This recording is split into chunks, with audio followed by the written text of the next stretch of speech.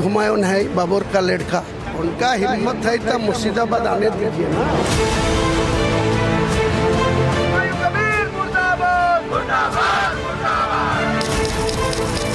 बाबर का जो है वो बाप भी अगर कब्र से निकल के आ जाएगा, बाबरी मस्जिद इस देश की धरती पे नहीं बन पाएगा।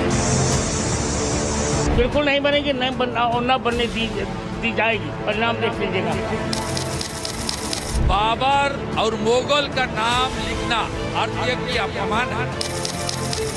तेल लगाओ डाबर का, नाम मिटा दो बाबर।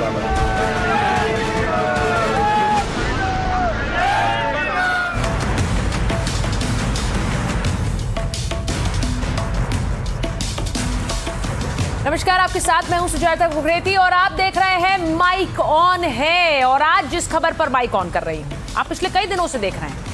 पश्चिम बंगाल में एक नई बाबरी बन रही है। आज सवाल पूछ रही हूं कि निर्माण बाबरी का है या वोट बैंक का है। ये सवाल इसलिए क्योंकि जो बाबरी बना रहे हैं वो धर्म के नाम पर बना रहे हैं या वोट बैंक के लिए बना रहे हैं। क्योंकि चुनाव से ठीक पहले साथ आना, बाबरी के नाम पर लोगों को जुटाना, आज सीधे सीधे सवाल खड़ी कर रही हूं कि ये धर्म के नाम पर बाबरी है या वोट बैंक के नाम पर बाबरी है। सवाल आज माइक ऑन है में ये भी कि यूपी तय करेगा बंगाल का भविष्य। और ये इसलिए कह रही हूं क्योंकि बाबरी के नाम पर जितना उबाल पश्चिम बंगाल में है उससे कहीं ज्यादा तो उत्तर प्रदेश में है। और उत्तर प्रदेश से आवाजें उठ गई हैं कि बाबरी बनने से पहले गिरा दी जाएगी।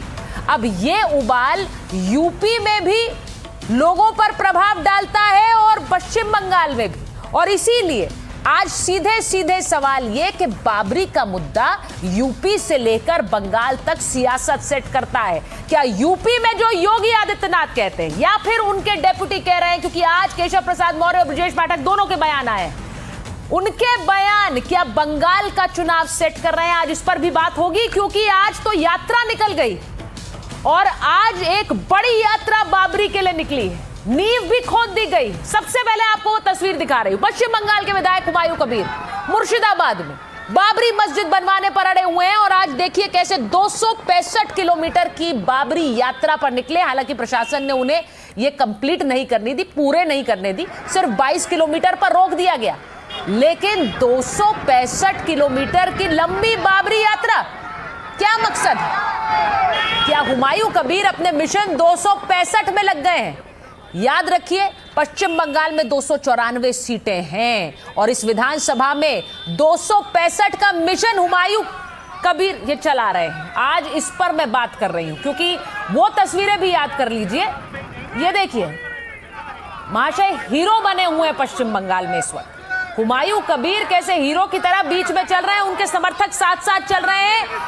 ममता बनर्जी को तो चुनौती है, लेकिन बंगाल में ममता कुछ इस पर बोलती क्यों नहीं है, सवाल ये भी है। तस्वीरें एक और दिखाती हूँ उस यात्रा की, तो आपने देख ली। अब कल ये तस्वीरें भी देख लीजिए जब नींव खोदी गई। हुमायूं कबीर देखिए किस तरह से अपने समर्थकों के साथ वहां पर ईंट रख रहे हैं। ये ईंट वो सिर्फ बाबरी के लिए नहीं रख रहे हैं, वो अपने राजनीतिक भविष्य के लिए रख रहे हैं और दूसरों के राजनीतिक भविष्य को बिगाड़ने के लिए रख रहे हैं। ममता बनर्जी का गेम ओवर करने के लिए रख रहे हैं। और ममता बनर्जी के साथ साथ पश्चिम बंगाल में क्या वो गेम बना भी रहे हैं, जैसा कि विपक्ष कह रहा है कि वो बीजेपी का गेम बना रहे हैं। लेकिन योगी को तो वो सीधी चुनौती देते हैं, उन्हें पॉलिटिकल व्यक्ति कहते हैं। अब ये तस्वीरें आपने देख ली, मैं आपको बताती हूं कि किस तरह से मुर्शिदाबाद में बेलडांगा में हुमायूं कबीर देखिए किस तरह मस्जिद बनवा रहे हैं। उसी की ये तस्वीरें हैं, जरा सुनवा दीजिए।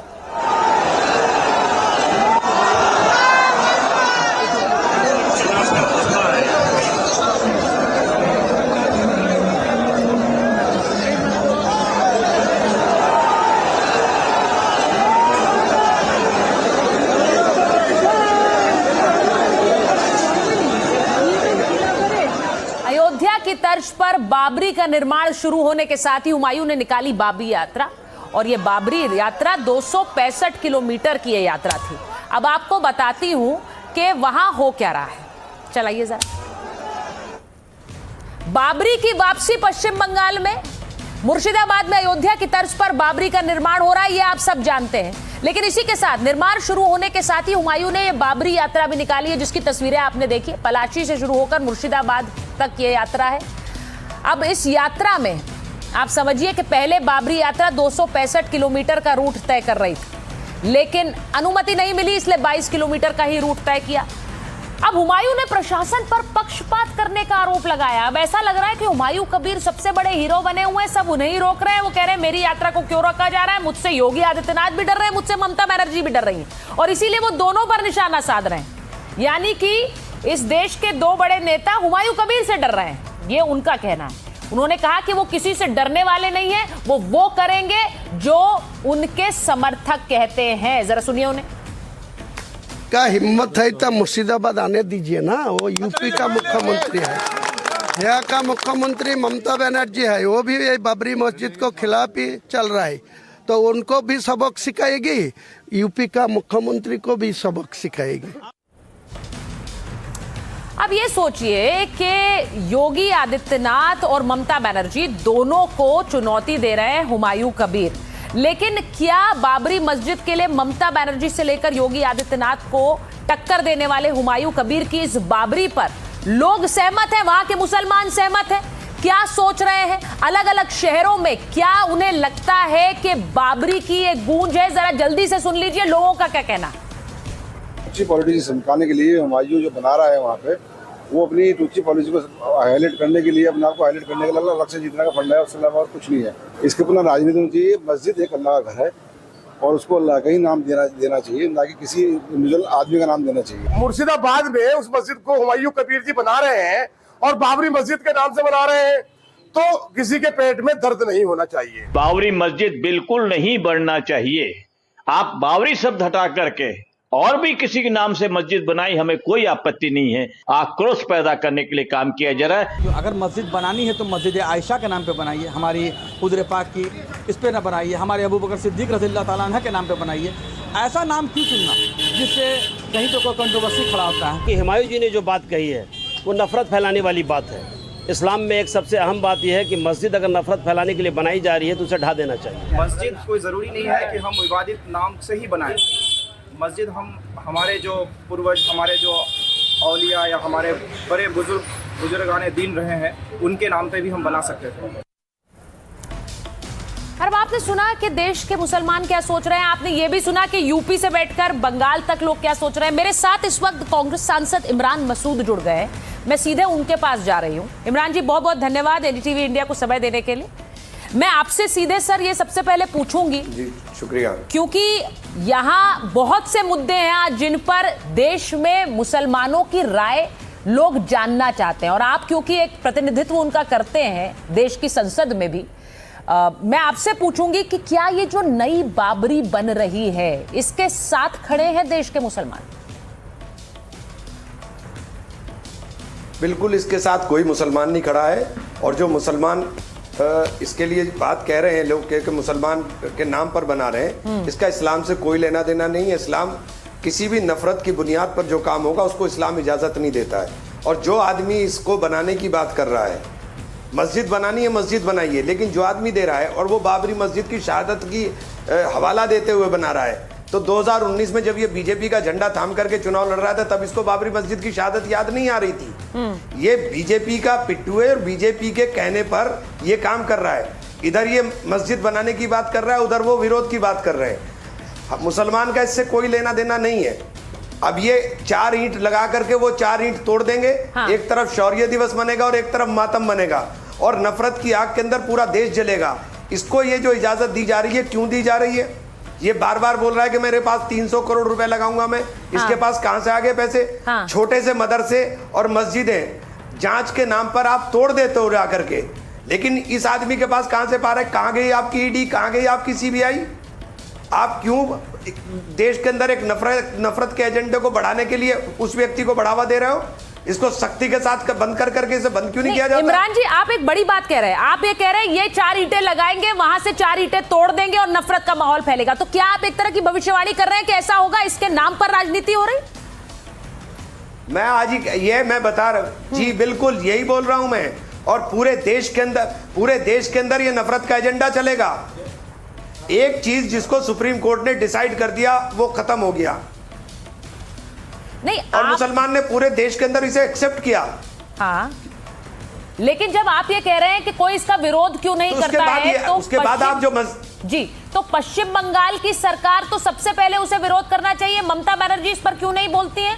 वो क्यों कोई कुछ नहीं कह रही है? आपने बीजेपी का बिल्कुल ममता बनर्जी, देखिए मैं बता रहा हूं ना, देखिए मैं बता रहा हूं, ये पूरी तरीके से जो नफरत का एजेंडा चला रहे हैं, ये किसका आदमी है ये सारी दुनिया को पता है।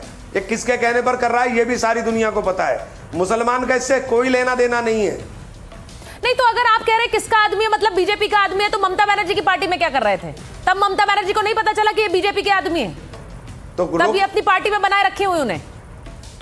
ये तो ममता जी नहीं, ये आप मुझसे जवाब ना पूछे, ये आप ममता जी से पूछे। हाँ, नहीं, मैं इसलिए पूछती हूँ क्योंकि आप कह रहे हैं कोई इस पर एक्शन क्यों नहीं ले रहा। तो क्या स्टेट गवर्नमेंट को नहीं सवाल पूछना चाहिए सबसे पहले कि बाबरी के नाम पर नफरत क्यों फैला रहे हो? लेना चाहिए। देखिए स्टेट गवर्नमेंट को भी एक्शन लेना चाहिए। हाँ। और सख्त एक्शन लेना चाहिए। आप क्यों ढील दे रहे हो? हाँ। अगर आप सांप्रदायिकता के खिलाफ हो तो फिर सांप्रदायिकता किसी की भी हो, चाहे सांप्रदायिकता हिंदू हो, चाहे सांप्रदायिकता मुसलमान हो, चाहे कोई और हो, सांप्रदायिकता का जहर देश के लिए खराब है। आपको उसके लिए सख्ती के साथ एक्शन लेना चाहिए। इमरान जी, आप कह रहे हैं कि इस फर्क को देखे हुए कि कौन किस धर्म का है, कौन किस जाति का है। आप कह रहे हैं मुसलमान समर्थन नहीं कर रहे हैं, तो फिर वो जो भीड़ वहां जमी है, आपने देखा नहीं जब जिस दिन नींव पड़ी थी और जिस दिन इसका ऐलान हुआ था, इतनी संख्या में लोग आए थे, वो कौन है भाई? वो सब भाड़े के तो नहीं हो सकते ना। मैं तभी तो बोल रहा हूँ। हाँ, नहीं, भाड़े के सब हैं, भाड़े के बेचारे गरीब लोग हैं, वहाँ गरीब लोग हैं। कितना पैसा, किस तरीके से पैसा इसके लिए फीड दिया जा रहा है पीछे से, सारा सबको दिखाई दे रहा है, सरकार को दिखाई नहीं दे रहा है। नहीं, तो आप ये कह रहे हैं सारी जो भीड़ थी ये जुटाई गई थी, इनमें से कोई अपनी मर्जी से नहीं आया वहाँ। हाँ, मस्जिद बनाई, मस्जिद बनानी है, मस्जिद बनाइए, लेकिन मस्जिद इबादत के लिए बनाइए, सियासत के लिए नहीं बनाइए। मैं आपसे एक सवाल और पूछ रही हूं। आपने बाबरी गिराने पर आपने इसे पाप बताया था। अब बंगाल में जब ये नई बाबरी बन रही है, आप इसका विरोध कर रहे हैं, क्यों? मैं बाबरी का इसलिए विरोध कर रहा हूं कि जिस चीज से नफरत फैलती हो, जिस एजेंडे को लेकर, मस्जिद इबादत के लिए होती है, मस्जिद सियासत के लिए नहीं होती, मस्जिद नफरत के लिए नहीं होती। मस्जिद के अंदर नफरत नहीं फैलाई जाती। मस्जिद की बुनियाद अगर नफरत के ऊपर रखी जा रही है तो वो किसी काम की नहीं है। आप देश के मुसलमानों से कहेंगे कि इसका समर्थन ना करें, जो भीड़ वहां जुट रही है वो ना जाए, पश्चिम बंगाल में मौका ना दें सियासत का। और क्या बोल रहा हूं? देखिए मैं सब मुसलमानों से भी अपील करता हूं कि ऐसे आदमी को पहचानिए जो आदमी बाबरी मस्जिद की शहादत का नाम लेकर के बाबरी मस्जिद बनाने की बात कर रहा हो। वो 2019 के अंदर बाबरी मस्जिद की शहादत करने वालों के साथ हाथ में हाथ मिला करके चुनाव लड़ रहा था, तो ये आपका हमदर्द नहीं हो सकता। इमरान जी, मैं आपसे पूछूंगी क्योंकि आप इस पर अपनी राय रख रहे हैं कि देश के मुसलमान उनका प्रतिनिधित्व भी आप करते हैं एक तरह से संसद में। क्या देश का मुसलमान वंदे मातरम गाएगा? देखिए, आप आदर सम्मान, राष्ट्रगीत है उसका आदर करेंगे, सम्मान करेंगे, लेकिन संविधान ने मुझे यह अधिकार दिया है कि मैं अपने धर्म की पाबंदी अपने हिसाब से करूं, जो मेरा धर्म कहता है। मेरा धर्म एक आशीर्वाद के अंदर है, उसके अंदर किसी अल्लाह के अलावा किसी को सजदा नहीं हो सकता। तो ये मेरे लिए मुझे संविधान ने अधिकार दिया, मैं अपने संवैधानिक अधिकारों का पालन कर रहा हूं।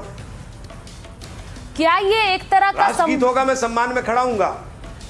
आप जिस हुमायूं कबीर को इस्लाम के नाम पर और बाबरी के नाम पर फ्रॉड बता रहे हैं, वो कह रहे हैं कि देश का मुसलमान खड़ा होकर गाए वंदे मातरम, उसमें क्या गलत है? कौन कह रहा है? हुमायूं कबीर कह रहे हैं, जिन्हें आप गलत और ढोंगी बता रहे हैं। यहीं आ गई समझ में। हाँ, हुमायूं कबीर अगर हुमायूं कबीर ये बात कह रहा है, तो आप मुझे बताइए इस्लाम के अंदर किस जगह है कि आप अल्लाह के अलावा किसी की भी इबादत कर सकते हो? बहुत सारे मुसलमान वंदे मातरम गाते हैं इमरान जी, तो क्या वो मुसलमान नहीं है? उनका प्रतिनिधित्व सिर्फ आप ही करते हैं। देखिए इस्लाम के अंदर वैधानियत, एक ईश्वरवाद जिसको बोलते हैं आप, उसके ऊपर कोई कंप्रोमाइज नहीं है।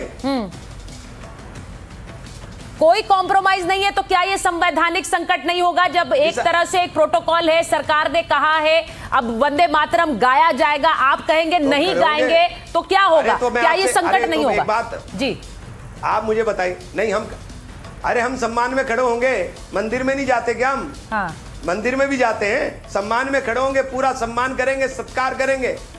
मंदिर में भी चले जाते हैं, मंदिर में नहीं जाते क्या हम? हाँ।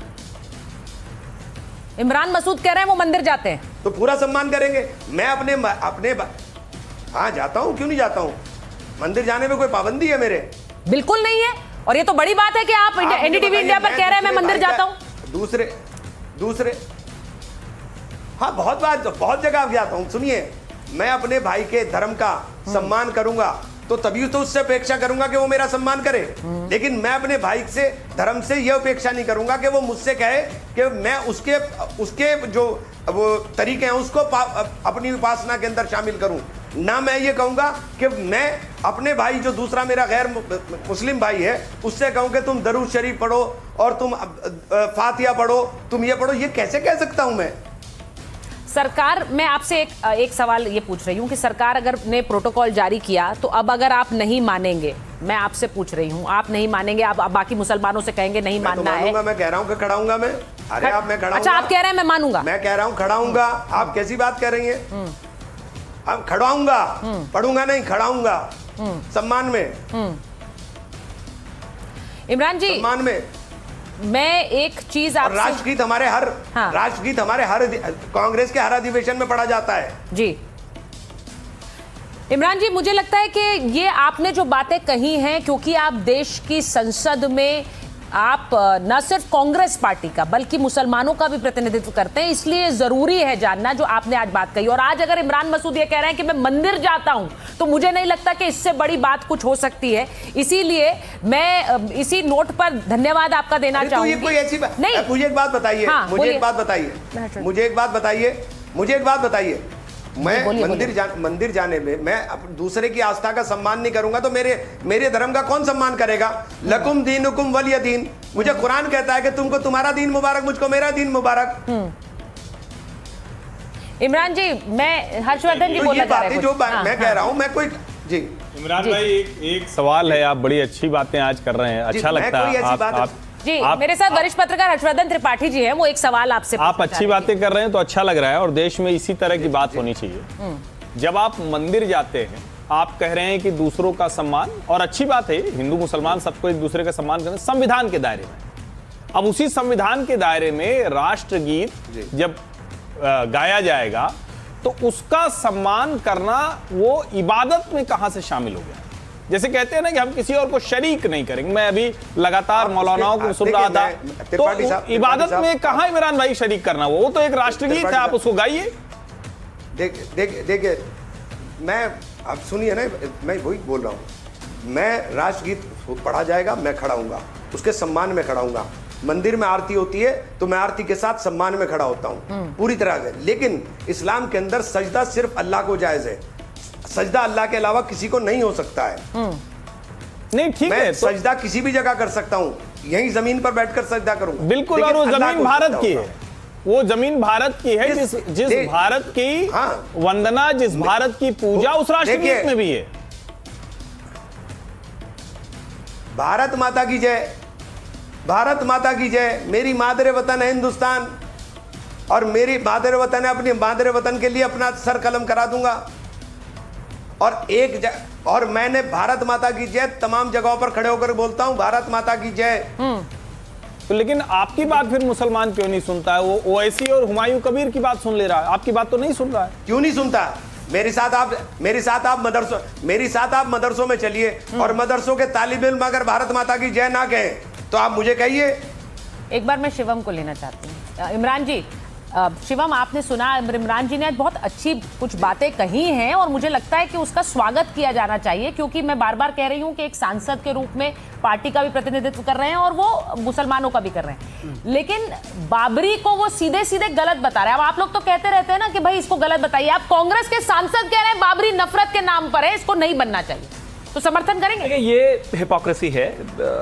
इमरान मसूद की, और इमरान मसूद की हिपोक्रेसी इसलिए है कि वो यहाँ पर बैठ कर रहे हैं कि मैं इस बाबरी का समर्थन नहीं करता, मैं इसको नहीं मानता, मैं सभी धर्मों का सम्मान करता हूँ, मैं भारत माता की जय कहता हूँ। वहाँ जो लोग गए हैं वो तो अनपढ़ हैं, पढ़े लिखे नहीं हैं, उनके पीछे बहुत सारा रुपया पैसा है। अरे एक दिन में 2 घंटे में यूपीआई से 3.5 करोड़ रुपए इकट्ठे कर दिए और 11 बक्से लगाए थे, वो 10 मिनट भी नहीं लगी उनको फुल होने में। उन सबको बढ़ाने वाला, आगे चलाने वाला कौन है? और मैं तो एक चीज और आप ही के पास है और मैं नहीं ये सब पूरे देश के मीडिया में। और एक और चीज है भाई, मुझे एक चीज बताइए, अगर ये बाबरी मस्जिद कहीं भी बन सकती थी तो फिर ये मर्यादा पुरुषोत्तम भगवान श्री राम के मंदिर को बनाने के लिए हमें 490 साल इंतजार क्यों करना पड़ा? राम भक्तों को गोलियां क्यों खानी पड़ी?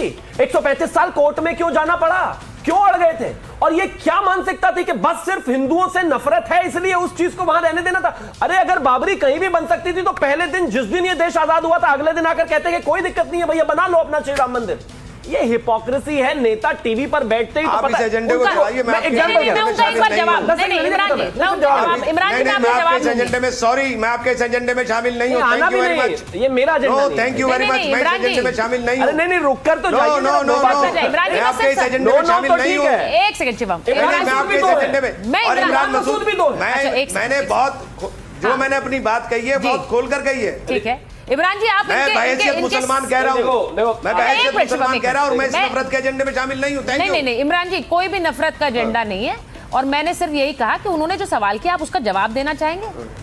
एक जवाब देना चाहेंगे आप जाते जाते? बस नहीं, मुझे उनके सवाल का, ऐसे लोगों के सवाल का कोई जवाब नहीं देना। ऐसे लोग मेरी जात बिरादरी के, मेरे लोग आपकी कॉन्स्टिट्यूएंसी में हैं, मत कहिए ऐसा भाई। आप मेरी बिरादरी के लोग आपकी कॉन्स्टिट्यूएंसी में, भाई ऐसा मत कहिए। मैं पहले इमरान मसूद एनडीटीवी वाले दूसरे हैं और इमरान मसूद बोटी करने वाले दूसरे। नहीं, यहाँ बहस नहीं करनी है मुझे। मैंने इमरान जी ने, देखिए इमरान जी, मैंने बस ये कहा, मुझे आपसे बहस ही नहीं करनी है भैया। ठीक है, बस ये है कि किसी पर व्यक्तिगत नहीं।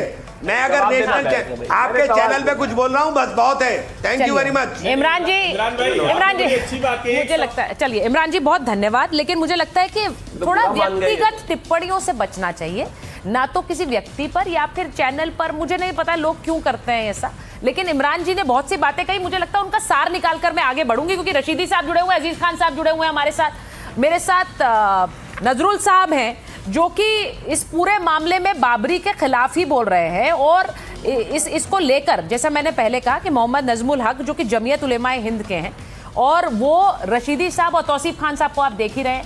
मैं एक बार नजमुल साहब आपके पास आ रही हूँ और रशीदी साहब के पास जा रही हूँ। रशीदी साहब, आपने सुन लिया क्या बोला अभी थोड़ी देर पहले इमरान मसूद ने? वो कह रहे हैं नफरत का एजेंडा है, इस नफरत के एजेंडे से हटना चाहिए। सहमत है? देखिए सुचारिता जी, मैं इस बात को पहले ही कह चुका हूं। जब हुमायूं कबीर ने ये कहा था प्रेस कॉन्फ्रेंस करके कि तुम मुझे वोट दो, मैं तुम्हें बाबरी मस्जिद दूंगा, तो ये क्या समझ रहे हैं आप इस बात को?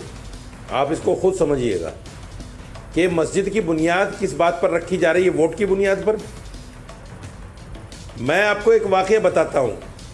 सन 9 हिजरी में मोहम्मद साहब जब जिंदा थे तो कुछ लोगों ने एक मस्जिद बनवाई। वो नाम के मुसलमान थे लेकिन वो इस्लाम को नुकसान पहुंचाना चाहते थे। ऐसे लोग हर ज़माने में रहते हैं, हिंदुओं में भी हैं, मुसलमानों में भी हैं। और वो ये चाहते थे कि मोहम्मद साहब आकर इसमें नमाज पढ़ लें और इस मस्जिद की जो है इज्जत बढ़ जाए, उस मस्जिद को लोग मानना शुरू कर दें।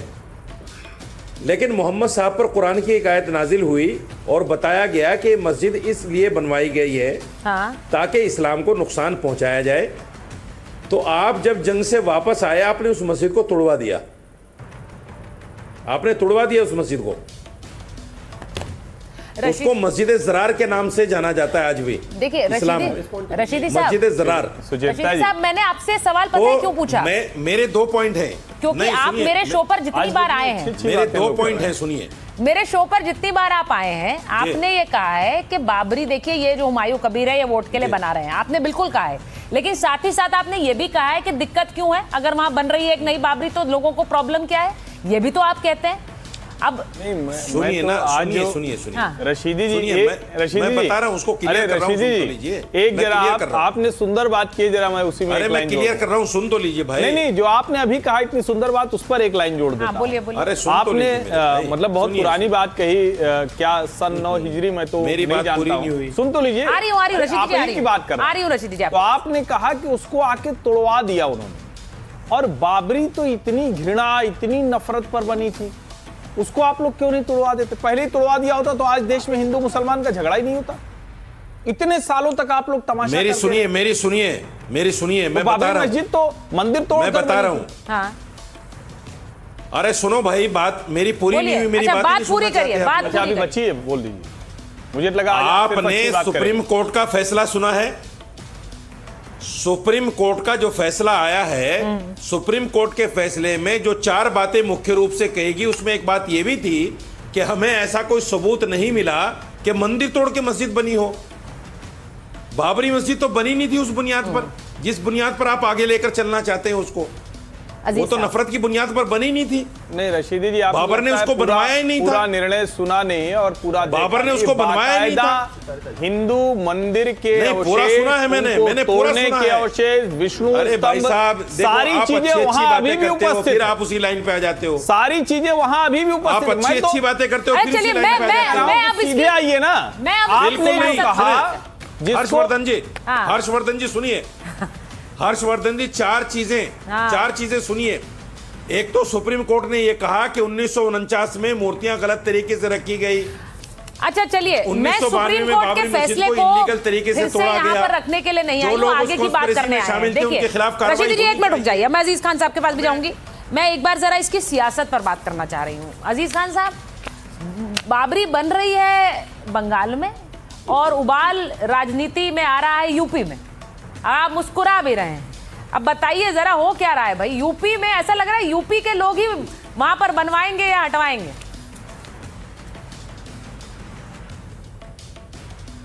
देखिए सुचरिता जी, सबसे बड़ी बात यह है कि बाबरी पर ना उबाल यूपी में है।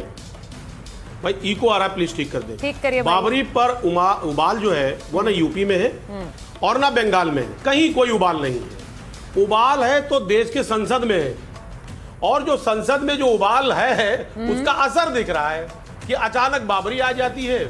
और अरे बाबरी तो बहुत दिन पहले आ गई, तय हो जाता है। 22 किलोमीटर की बात हो रही है। अरे सुनिए ना मेरी बात, आज थोड़ी आई, इतने महीने हो गए हम बाबरी पे बात कर रहे हैं। आज ये सरकार, अरे सुनिए ना। हाँ बोलिए। अरे तो कई महीने से सरकार लगी है इस काम के लिए। अरे सरकार लगी है इस काम में, घेरे में बहुत पहले से। ओहो, बाबरी सरकार बनवा रही है। अरे सुन लीजिए ना सरकार, अरे सुनिए ना, आप बताइए ना। सुनिए, सरकार लगी हुई है, मेरी बात सुन ले। अरे सुचिंता, मैं वही बता रहा हूँ। देखिए सरकार जब सारे रास्ते उसके बाद बंद हो जाते हैं, ठीक, तो उसको क्या दिखता है? इसी तरीके की चीजें दिखती हैं। अच्छा। लेकिन एक बात आप समझिए, जो आज सवाल है, जो देश सवाल पूछ रहा है, जो ट्रेड डील हुआ है उस पर सवाल देश पूछ रहा है और पूछेगा। आप बाबरी लेके आ जाइए, हुमायूं कबीर को लेके आ जाइए। नहीं अजीज जी, अब आप ये सुनिए ट्रेड डील। आप कोई और मुद्दा कहते हैं तो मैं मान लेती, लेकिन ये बाबरी का मुद्दा इतने दिन से चल रहा है, हुमायूं कबीर इतने दिन से आ गए, अब आप कह रहे हैं संसद से डिफ्लेक्ट करने के लिए आ गए बाबरी लेकर। ये कोई मानेगा क्या शिवम? आप लोग संसद से ध्यान भटकाने के लिए बाबरी लेकर आए, बाबरी तो आप ही बनवा रहे हैं। देखिए सुचारिता, ये किसी धर्म विशेष के लिए नहीं है, पार्टी विशेष के लिए भी नहीं। हाँ। लेकिन ये जो रेडिकलाइज्ड लोग हैं ना, और खास तौर पर ये जो कट्टरपंथी हैं, ये इस देश की शांति को खा गए। 1947 में जब ये देश आजाद हुआ था, इस देश के पास लड़ने का, हिंदू मुसलमान को एक दूसरे से लड़ने भिड़ने का कोई दूसरा मुद्दा था ही नहीं। इस देश के पास कोई एक ऐसा नेता भी नहीं था जिसको पर्टिकुलरली किसी एक धर्म की साइड लेनी थी। लेकिन उस रेडिकलाइज्ड और उस जितने भी ये जिहादी मानसिकता वाले लोग थे, इन लोगों ने इस देश की शांति खत्म कर दी, और उस आधार पर कई सारी पार्टियां बन गई।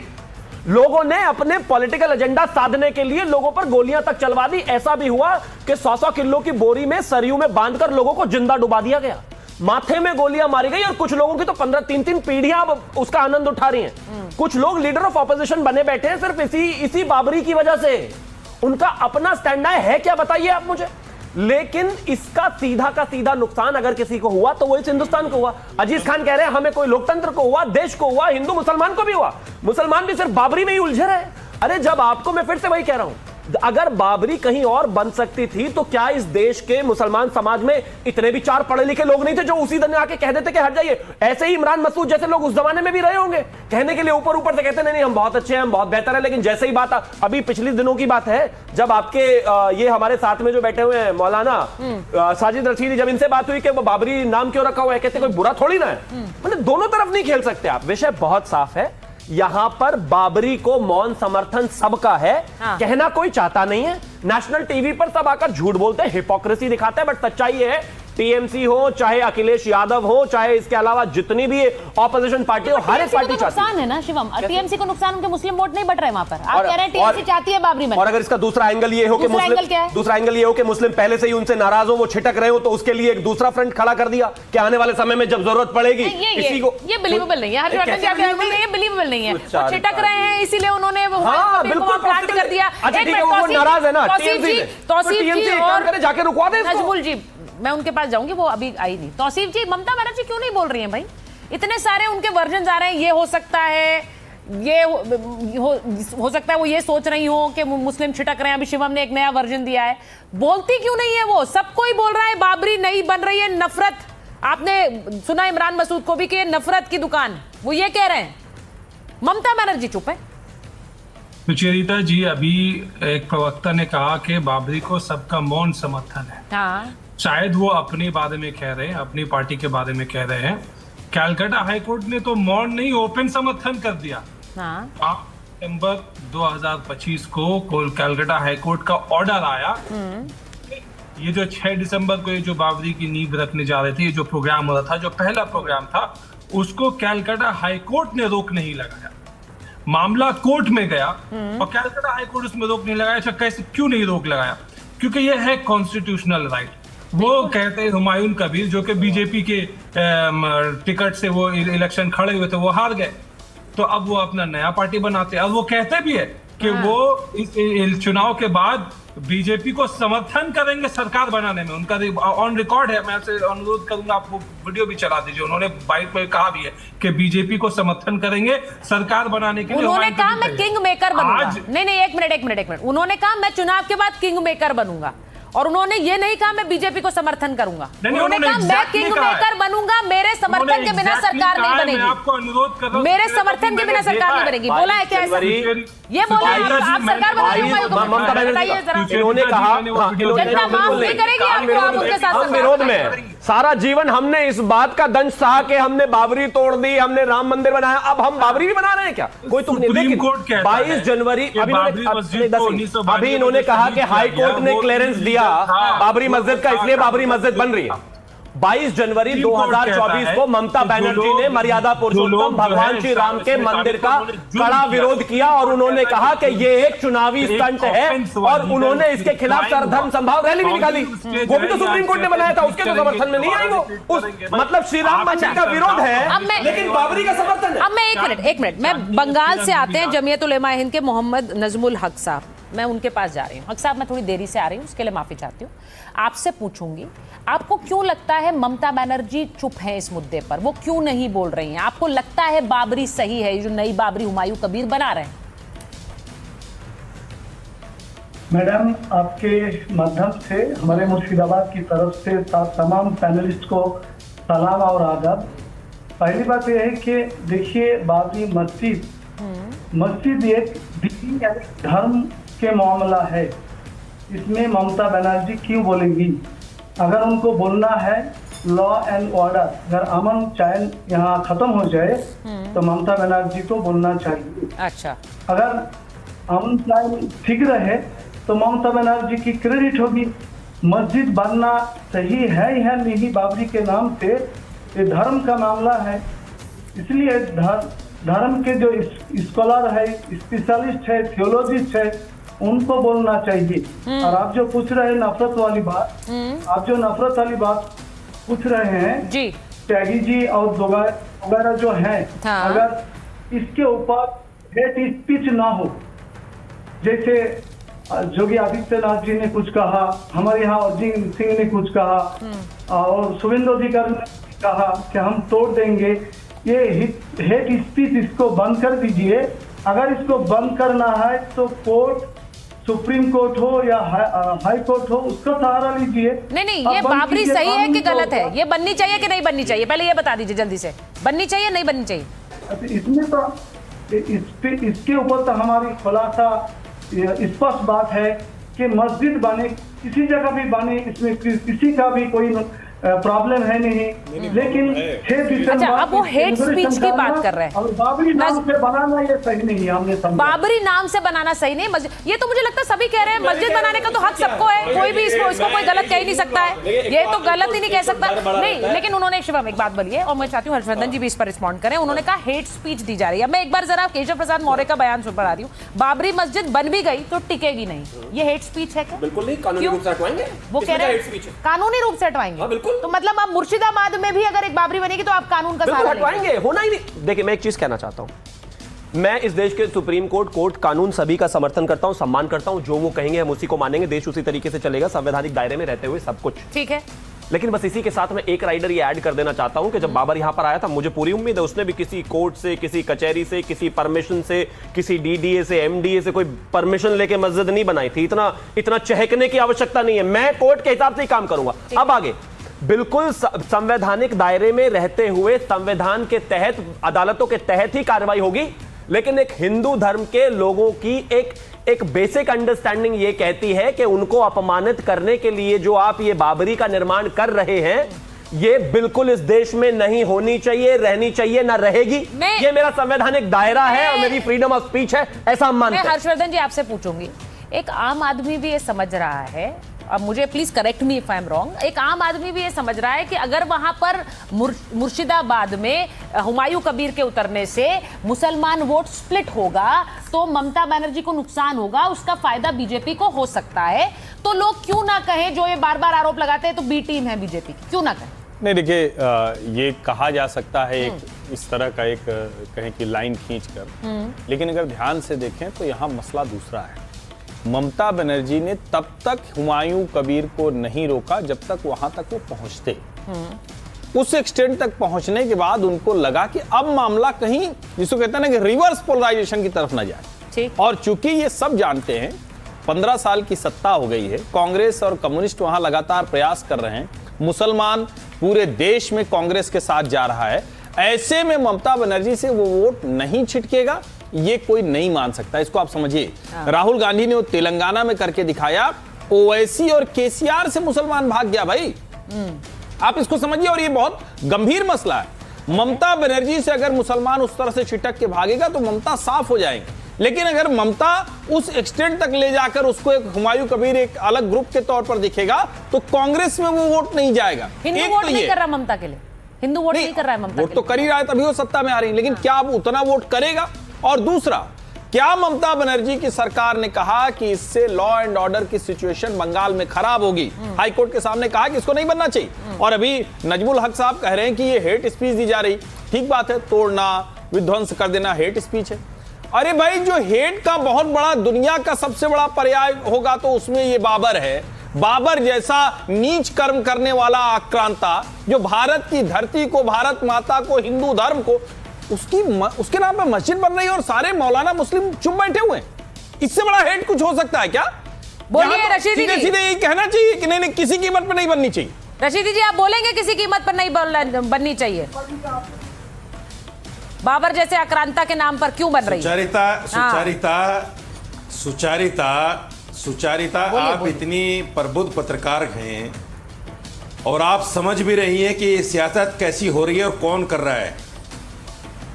सियासत इसमें दोनों तरफ हो रही है। आपको एक लाइन का जवाब देना, एक आदमी मस्जिद बनाकर सियासत कर रहा है, बनवाकर सियासत कर रहा है, एक बाबर के नाम पे सियासत कर रहा है। रशीदी जी, मैं कह रहा हूं उनको करने दीजिए ना, आप तो सियासत में शामिल नहीं। आप कह दीजिए कि नहीं बननी चाहिए, बनेगी तो टूटेगी। सुनो मेरे भाई, बीच में क्यों बोलते हो यार हर्षवर्धन, बीच में क्यों बोलते हो मेरे भाई? नहीं, मैं चुप हो जाता हूँ, बस मैं कह रहा था आप भटक रहे थे तो रास्ते पे ला रहा था। नहीं तो बाबर आक्रांता है, उसके नाम पे ना बने, ये रशीदी साहब बोलेंगे। नहीं, आपका अधिकार है, बिल्कुल बोलिए। अरे सुन तो लीजिए ना, यही तो दिक्कत है कि मुसलमान वंदे मातरम गाए, मुसलमान भारत माता की जय गाए, मुसलमान बोले कि बाबर के नाम पर मस्जिद ना बने, ये कुछ ना करें, ये कुछ ना करें। ये तो अच्छे अरे केंद्र में मुसलमान होने की सरकार है, निशानी उखाड़ है। के नहीं तो फेंक दो, इसमें गलत जेल क्या में है? डाल दो अच्छा हुमायूं नहीं कबीर नहीं को। एक मिनट रशीदी मैं जी, कहता हूँ जेल में डाल दो हुमायूं भारत कबीर को। माता की जय मुसलमान कहे मतलब उसको क्या है? वहीं से उठाओ और जेल में डालो। ये सवाल आपको पूछना भी नहीं चाहिए रशीदी साहब। मैं आपको सच मैं ये बताऊं, कहूं कि हुमायूं भारत कबीर माता की को जय सुचारिता- मुसलमान कहे, सुचारिता। आप पर कोई प्रेशर है सुचारिता। भारत माता की जय बोलने का? आपको तो कहना चाहिए मैं अरे बोलूंगा भारत सुचारिता माता की सुनो जय। ना। क्या बात कर रहे हैं आप सर? सुचारिता सुनो ना, सुचारिता सुनो सुन, ना। सर, मैं कह रहा हूं साजिद रशीदी कह रहा है कि हुमायूं कबीर को पकड़ो और जेल में डाल दो। हाँ, दिल्ली लाके उसे जेल में डाल दो। ठीक तिहाड़ है, में। ठीक है ना रहेगा बांस न बजेगी बांसुरी।